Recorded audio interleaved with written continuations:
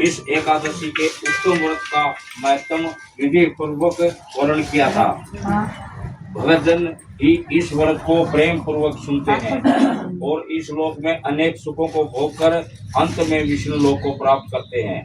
श्री सूत जी बोले, हे ऋषियों, सबसे पहले इस एकादशी महत्व को भगवान श्री कृष्ण ने अर्जुन से कहा था, उसी के अनुसार मैं आपसे कहता हूँ। अर्जुन ने भगवान से पूछा था, हे जनार्दन, इस एकादशी व्रत का महत्व क्या है?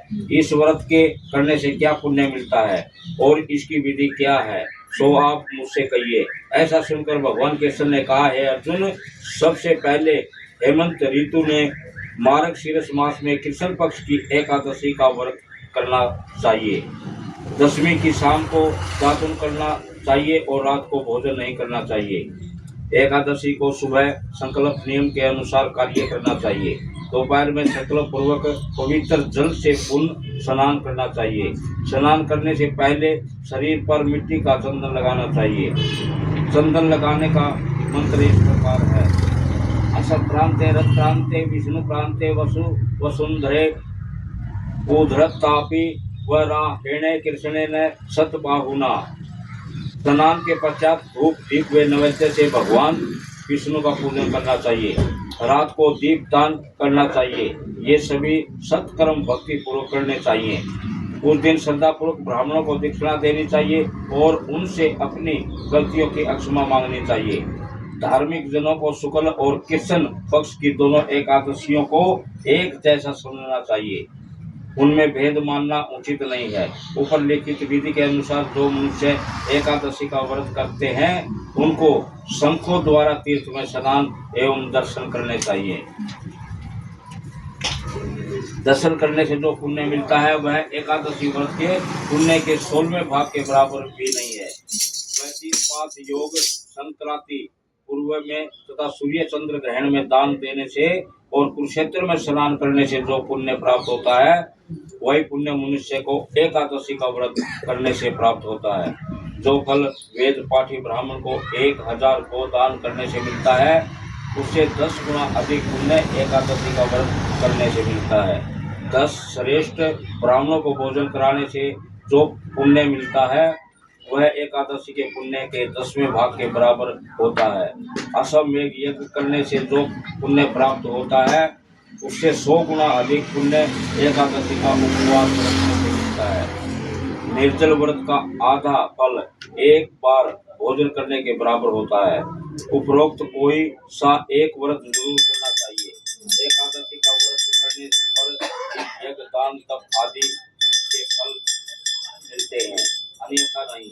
अतः एकादशी का व्रत अवश्य ही करना चाहिए। इस व्रत में शंख से जल नहीं पीना चाहिए। मछली सुअर तथा अन्य एकादशी के व्रत में वर्जित है। एकादशी व्रत का फल 1000 यज्ञों से भी अधिक है। ऐसा सुनकर अर्जुन ने कहा, हे भगवान, आपने इस एकादशी के पुण्य को अनेक तीर्थों के पुण्य से श्रेष्ठ तथा पवित्र क्यों बताया है? सो सब कहिए।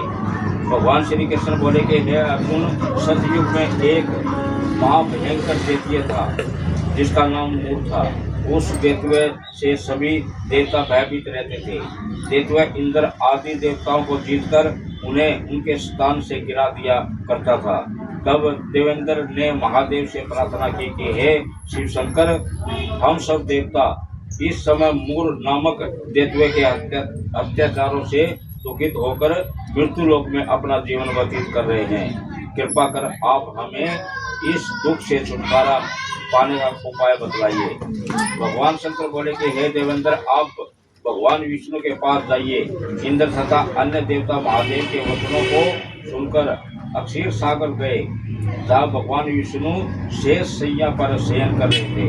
भगवान को शयन करते हुए देखकर देवताओं सहित इंद्र ने उनकी स्तुति की। हे देवताओं के देव, आपको हमारा नमस्कार प्रणाम है। हे दैत्य के सहारक, हे मधुसूदन, आप हमारी रक्षा करें।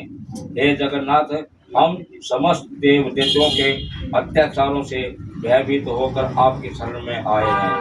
आप ही संसार के कारक और कर्ता हैं। सबके माता पिता हैं, जगत की उत्पत्ति पालन और संहार करता तथा देवताओं की सहायता करने वाला और शांति प्रदान करने वाला है। आकाश पाताल आप ही हैं। तीनों लोगों का पालन करने वाले विष्णु, सूर्य, चंद्र, अग्नि, हव्य, समरण, मंत्र, यजमान, यज्ञ कर्म आदि आप ही हैं। हे विष्णु, हम समस्त दैत्यों के भयभीत होकर आपकी शरण में आए हैं। दैत्यों ने हमें स्वर्ग से निकाल दिया है और हम सब देवता पृथ्वी पर विचरण कर रहे हैं। अब आप हमारी रक्षा कीजिए। देवताओं की इस करुणापूर्वक वाणी को सुनकर भगवान श्री विष्णु बोले, हे देवताओं, वह कौन सा दैत्य है जिसने सभी देवताओं को जीत लिया है? भगवान के करुणामय वचनों को सुनकर इंद्र बोले, हे भगवान, प्राचीन समय में नाड़ी जंग नाम का एक दैत्य था। उस दैत्य की ब्रह्मा वंश से उत्पत्ति हुई थी। उसी दैत्य के पुत्र का नाम मूर है। उसकी राजधानी चंद्रावती है। उस चंद्रावती नगरी में रहने वाले मूर नामक दैत्य ने समस्त विश्व को जीत लिया है और सब देवताओं को देवलोक से निकालकर इंद्र, अग्नि, यम, वरुण, चंद्रमा, सूर्य आदि लोकपाल बनाए हैं। वह समय सूर्य बनकर पृथ्वी को तपाता है और समय मेघ बनकर जल की वर्षा करता है। अतः आप उस बलशाली भयानक दैत्य को मारकर सब देवताओं की रक्षा करें। इंद्र के वचन सुनकर श्री विष्णु भगवान बोले, हे देवताओं, मैं तुम्हारे शत्रुओं का शीघ्र संहार करूंगा। अब आप सब चंद्रावती नगरी को जाइए। इस प्रकार भगवान विष्णु देवताओं के साथ चल दिए। उस समय दैत्यपति मूर अनेकों दैत्यों के साथ युद्ध भूमि में गरज रहा था। युद्ध प्रारंभ होने के पर असंख्य दानव अनेकों अस्त्र शस्त्र धारण कर देवताओं से युद्ध करने लगे, परंतु देवता दैत्यों के समक्ष एक अक्षण भी न ठहर सके। सब भगवान विष्णु भी युद्ध भूमि में स्वयं आ गए। जब दैत्यों ने भगवान विष्णु को युद्ध भूमि में देखा तो उन पर भयानक अस्त्र शस्त्रों से प्रहार करने लगे। भगवान विष्णु भी चक्र और गदा से उनके शस्त्रों को नष्ट करने लगे। इस युद्ध में अनेकों दानव सदा के लिए सो गए, परंतु दैत्यों के राजा मूर भगवान के साथ निश्चल भाव से युद्ध करता रहा। भगवान विष्णु मूर को मारने के लिए जिन जिन अस्त्रों का प्रयोग करते वे सब उसके तेज से नष्ट होकर उस पर पुष्पों के समान गिरने लगते और अनेक अस्त्र शस्त्रों का प्रयोग करने पर